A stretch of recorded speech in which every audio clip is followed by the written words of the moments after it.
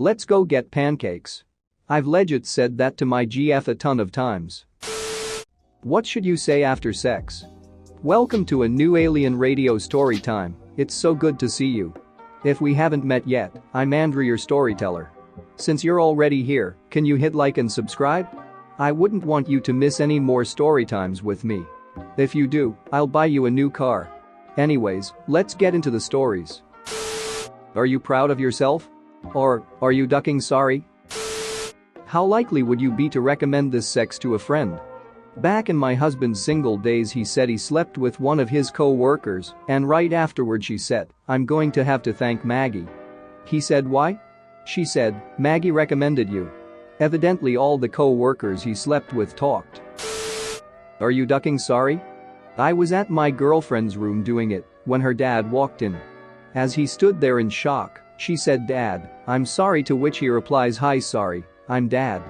He then turned to me and asked, "Are you ducking sorry?" I recently tried clean yourself up, slut, but I'm not very good at that sort of talk, so it just came across awkwardly. Another time I had just received one of the best blowjobs I've ever had. Afterwards I was asked something and words wouldn't come out properly, so I turned to my girlfriend, and all I could think to say was, "You sucked my brains out." One time after having some period sex with an ex, if there's a shower nearby, who cares? She said, "Thank you for having sex with me on my period." Never one to miss a joke opportunity, I replied, "Thanks for having sex with me, period."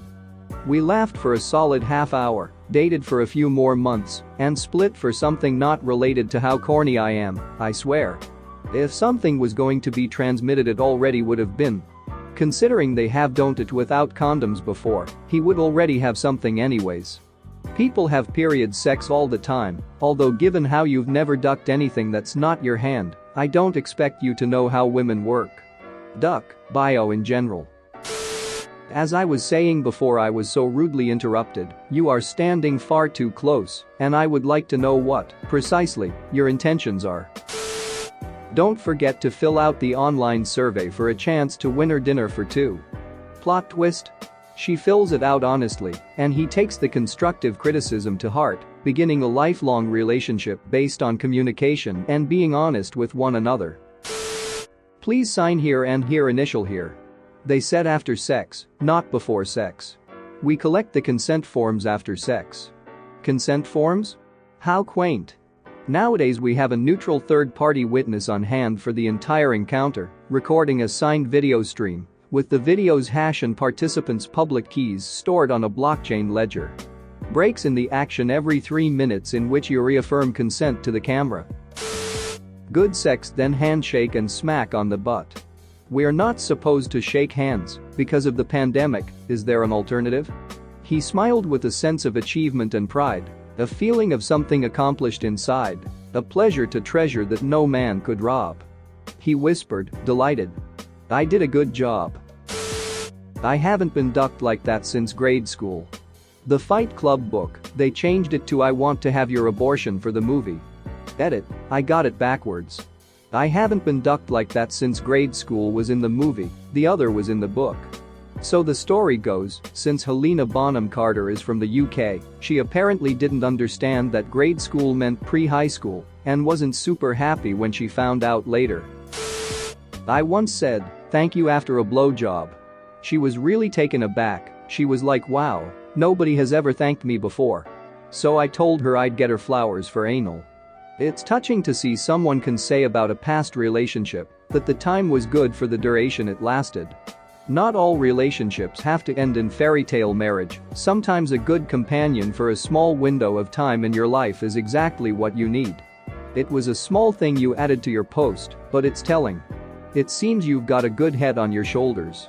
My most recent ex and I had the best relationship either of us had ever had. We met doing a lot of cocaine, ketamine and ma, but quickly got sober and started a life together. The next year and a half were amazing. We traveled the country together even. But things and people change. We both wanted different things now. She's happy and successful in her path, as my life is good. I have no regrets and only have optimism for the future. Bring your chin down to protect your neck while continuing to stare into his eyes. Bring up your hands and say, "I don't want no trouble." Flex your traps and core while slightly bending your knees. Here comes the important part. In a low voice begin to say "well lo lo lo lo lo," slowly increasing in volume. He should be surprised by now. Begin to sway side to side and loosen all facial muscles and your anal sphincter and your Kegel muscle. By now you should be pretty loud and your opponent will have stepped back and will appear visibly shaken. Begin to piss and crap yourself and let your eyes roll into the back of your head. By now you are chanting "well lo lo lo lo" at the top of your lungs. He will run away. Everyone within a 1-mile radius will feel a terrifying presence within their soul. Marvel as you ascend into your planar form. My ex used to Voldemort hug me and whisper "well done, Draco" in my ear. Christ, she was weird. My current partner and I pretty much just lay there, high five and then go back to watching Hell's Kitchen. Edit. You guys can stop asking for my ex's number. We're not remotely close to speaking terms and I've not seen her in years. My husband has these Harry Potter-looking computer glasses that he usually leaves on his desk at work, so I usually never see him in them.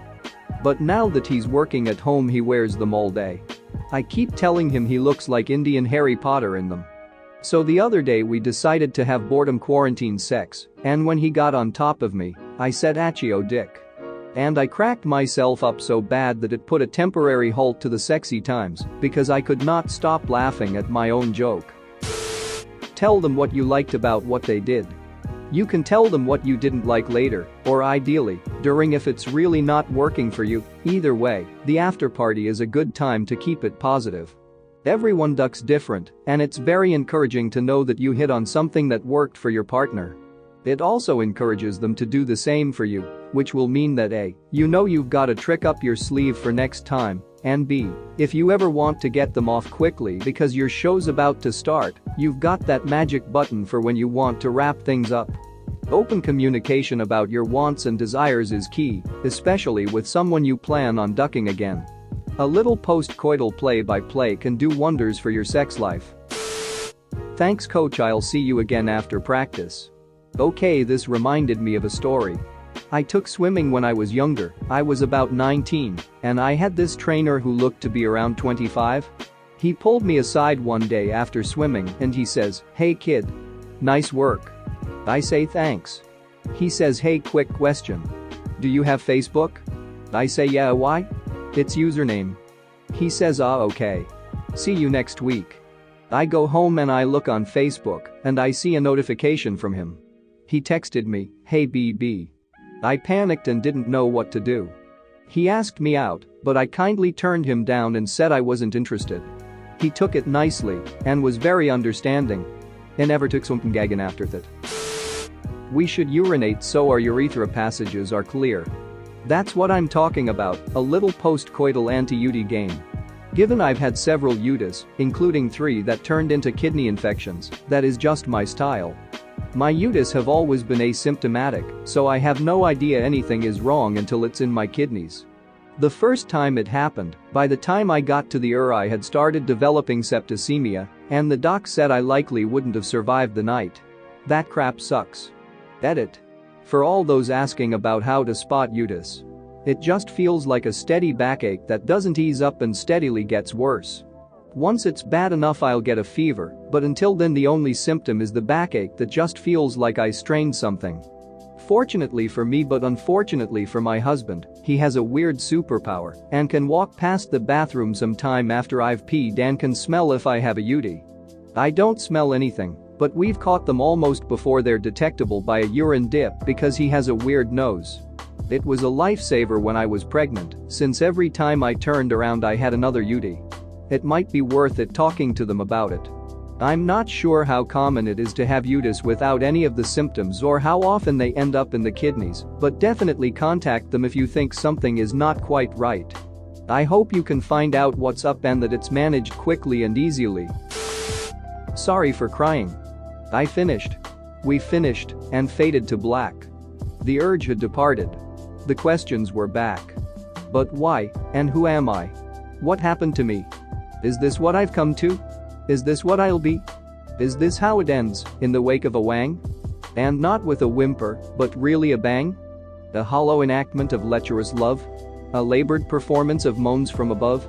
What happened? I whispered, I don't understand. I sat there ashamed with my head in my hand. I wiped at a tear with a tissue, and then I asked, are you ready to do it again? Thanks for watching. What did you think of the story time? Let me know in the comments below. If you liked the video, smash that like button and subscribe so you don't miss any more story times.